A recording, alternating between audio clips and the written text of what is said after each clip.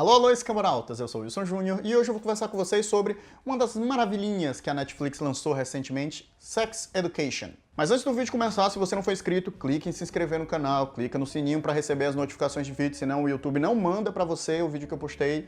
E vai aqui nessezinho e ver os nossos outros conteúdos. Eu sempre falo de filmes, séries e outras coisas. Agora a gente está também na corrida do Oscar, então vai ter vários vídeos sobre os filmes do Oscar, então fica ligado. Que sériezinha maravilhosa! E eu tô usando diminutivos, parece até que eu tô diminuindo, né? Não, é uma série realmente muito boa. A Netflix produziu muitos conteúdos para jovens, né? Para jovens adultos, para adolescentes e etc. Nesse último ano, a gente teve muitas polêmicas em relação, por exemplo, a 13 Reasons Why, ao da menina que era gorda e emagreceu, que eu não vou me lembrar agora o nome. Insatiable, exato, Insatiable. E tem vários filmes naquele formato tradicional de comédias românticas, que apesar de que alguns deles, né, como Para Todas as Cartas Para Todos os Garotos que Eu Já Amei, Sierra Burgess a Loser, que são filmes que tem ali uma desconstrução a mais, que são até mesmo Cabana do Beijo, que são filmes que são mais atuais, né? Eles não são meras réplicas de arquétipos e tal, eles conseguem, apesar de que, obviamente, não é de uma maneira maravilhosa, mas eles conseguem ir um pouco além do que esses gêneros tradicionalmente eram, né? Com personagens femininas mais fortes, mais empoderadas, com personagens masculinos que não são idiotas e bobalhões e que as mulheres e as meninas ficam perseguindo esses idiotas e tal.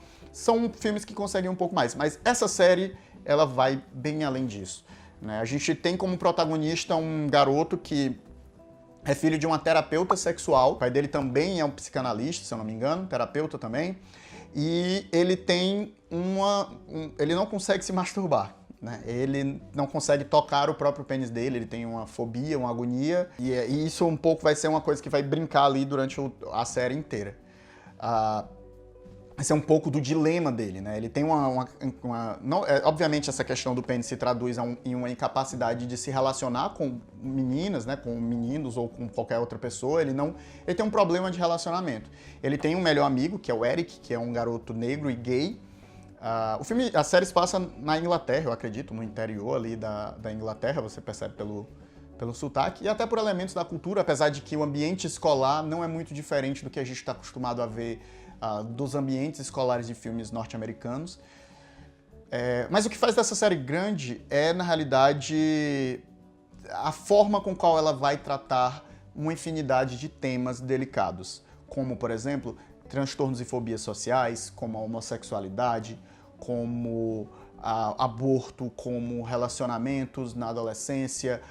Então, você vai ter uma infinidade de personagens que não se enquadram dentro do que é o arquétipo tradicional deles. Ou, na realidade, por mais que eles sejam um arquétipo, eles dão tridimensionalidade para esses personagens. Você vai ter ali, por exemplo, a menina malvadona, né, que meio que mata a aula e fuma na escola e etc. Mas, no fim das contas, ela é super inteligente, ela estuda, ela lê de tudo.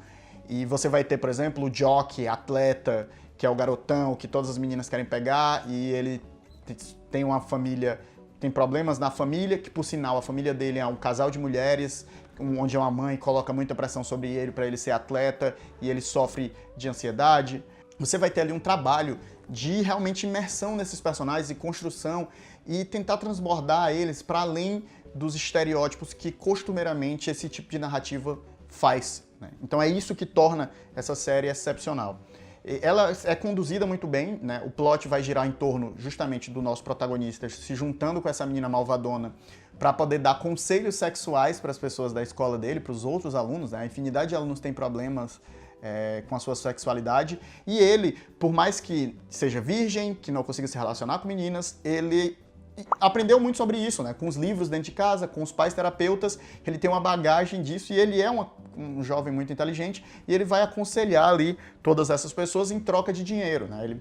A galera paga, ela meio que agencia ele, né, como terapeuta, e os jovens, né, que não podem conversar isso com os pais, têm vergonha de conversar isso na escola. Essa é a realidade que eu acho que a maioria de nós viveu na adolescência, né? Essa barreira. Se você pensar que, por exemplo, é um filme que se passa na Europa, que teoricamente é bem mais aberto em relação a esse tipo de tema do que o Brasil, se passa por isso aqui no Brasil, que é um país extremamente moralista, que a gente vê, por exemplo, as pessoas querendo falar sobre escola sem partido e etc., onde não se pode falar sobre sexualidade e gênero dentro da sala de aula. Então é um país que é extremamente moralista, e a relação de como é, por exemplo, para um jovem e uma jovem conversarem com seus pais sobre esse tipo de tema, né? Não tem abertura, é um espaço muito fechado. Então, são dilemas que, se você é adolescente, você está passando, se você já foi adolescente, você passou, e eles, obviamente, encontram nesse rapaz uma possibilidade de conversar, extravasar e receber um bom conselho, porque ele vai ajudando, de fato, as pessoas, e, na realidade, muitas vezes ele vai encontrando situações que estão longe do entendimento dele de como lidar, né? E, obviamente, ao mesmo tempo, vai se criando triângulos amorosos, relações e etc. Eu dou destaque, narrativamente, para 2 momentos. Um é quando o episódio vai abordar o tema do aborto, que é abordado com uma delicadeza, uma maturidade que, assim, eu nunca vi esse tema ser abordado de uma maneira tão legal, assim, né? Especialmente a gente que vive num país, como eu falei, né? Com essas condições, que esse tema normalmente é demonizado e execrado. E o outro é a questão do amadurecimento da sexualidade do Eric, né? Que é um amigo que é homossexual, é um amigo dele homossexual, que vai descobrir... Na realidade, ele sabe muito bem que ele é homossexual, isso é bem demonstrado, mas o processo de amadurecimento e de entendimento e de florescimento dele nessa identidade dele. E isso é um arco muito bonito que acontece dentro da série. A minha crítica principal vai pro último episódio, que eu fico com a sensação que a série tira o pé do acelerador para não resolver uma infinidade de plots que poderiam ter sido resolvidos para que haja uma segunda temporada, para que a série possa continuar. Eu acredito que ela poderia continuar, mesmo que eles tivessem resolvido esse plot, porque, obviamente, o gênero, né, o tema de juventude permite uma infinidade de narrativas serem trabalhadas. Não fosse por esse final, seria realmente uma temporada perfeita. Mas muito bem atuada, muito bem trabalhados os temas, maravilhosa. Fica a indicação Sex Education. A gente se vê na próxima e tchau.